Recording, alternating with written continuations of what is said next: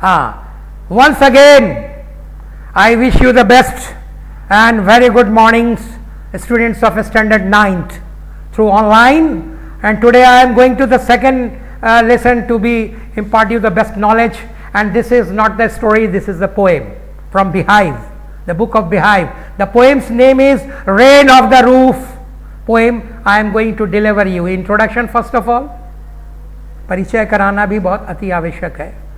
The poem The Rain of the Roof has been composed by a great poet, Curtis Kenny. Curtis Kenny is a very famous poet. He was born on 24th November at New York in 1826. November 1826 उनका जन्म New York में 24 नवंबर को 1826 में हुआ था. And he died on 25 जनवरी 1904. और उनकी मौत 1904 में 25 जनवरी 1904 में हुई थी. He was an American lawyer, politician, journalist and also a great poet who wrote rain of the roof. वो एक महान अमेरिकन लॉयर भी थे, यानी अधिवक्ता, पॉलिटिशियन यानी राजनीतिक में भी उनका महान स्थान था, जर्नलिस्ट भी थे और साथ साथ एक महान कवि भी थे. उन्होंने ही ये कविता जो आप पढ़ रहे हैं, जिसको मैं आज पढ़ा रहा हूं, वो आपके लिए उन्होंने लिखा, अपनी जिंदगी में छोड़कर चले गए. Rain on the roof. इसमें वो क्या कहना चाहते हैं ये मैं आपको स्पष्ट करूंगा.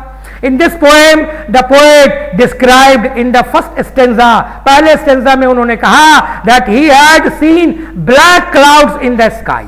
उन्होंने कहा कि उन्होंने स्वयं आकाश में काले काले बादल देखे. During twinkling star, उस समय आकाश में तारे टिमटिमा रहे थे. And it got spread darkness everywhere. और उसके बाद धीरे धीरे पूरे आकाश में अंधेरा छा गया. And looked very sadful. उसके बाद से वो बहुत उदास हो गए ऐसे सिचुएशन को देख करके. And it began to rain like tears. उसके बाद आंसू की तरह धीरे धीरे उसमें वर्षा की बूंदें गिरने लगी, यानी बारिश होने लगी. It begins to be rain very slowly and slowly. On that time the poet was lying on his hut. उस समय वो कवि जो है अपने हट में लेटा हुआ है. And hearing patter of the rain, और बारिश की टपटपाने की आवाज सुन रहे हैं वो.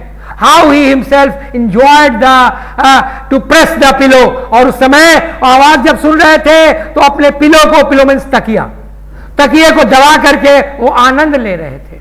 When the droplets of the rain false, जब वर्षा की बूंदें गिरने लगी ऑन द रेक्टेंगुलर टाइल्स पर जब वर्षा की बूंदें गिरने लगी तो प्रोड्यूस साउंड जस्ट लाइक, उस समय से आवाज निकलने लगी जस्ट लाइक ए बेल, जैसे घंटी बजती है उस किस्म की टपटपाहट की आवाज होने लगी. Which make the thousands and thousands vibration, जिसकी वजह से हजारों की संख्या में वाइब्रेशन, कंपन शुरू हो गया. Began to work that waved their air. उसके बाद हवा में वो गूंज पैदा होने लगी वाइब्रेशन की वजह से.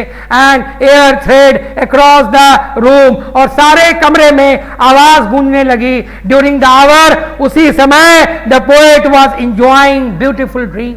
उस समय बहुत ही सुंदर आनंद बसे भरपूर वो ऑथर जो थे वो अपना सपना देव में खोए हुए थे. एंड देन हिज दस मेमोरी हिज बिलव्ड मदर केम. उस सपने में उनकी प्यारी माँ दिखाई दी कि उनकी माँ प्रकट हुई है. माता जी कम्स ओवर देयर, वो वहां पर मौजूद है.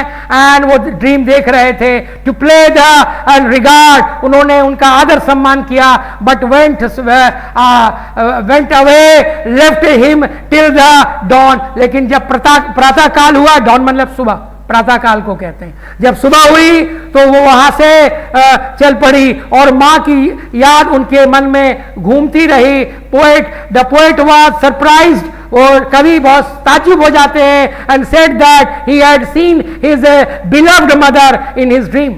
वो कहते हैं कि मैंने अपने सपने में आज मां को देखा, when the patter rains comes down on the wooden tiles, जबकि बारिश का जो बूंद है वो गिर रहा था उस लकड़ी टाइल्स के ऊपर, लिसन द वंडरफुल साउंड, उससे एक बहुत ही सुंदर आवाज गूंज रही थी, and his mother looks him, और वो कहते हैं कि मेरी मां ने मुझे देखा, आश्चर्य से मुझे देखा, प्यार से देखा, विथ लव एंड अफेक्शन, भरपूर प्यार से देखा, when he remembered, जब उन्होंने याद किया, remember her, जब उन्होंने अपनी मां को याद किया, he feels her fond look on his face, उन्होंने उनके चेहरे पर देखा, उनको चेहरा देखा, as he is listen to the patter of the rain, जिस वक्त बारिश की गूंज की आवाज सुनाई दे रही थी, और मां उनके सामने सपने में आई हुई थी, वो देख करके बड़े आश्चर्य हुए, और उनका ये समय, ये मनमोहक समय बड़ा ही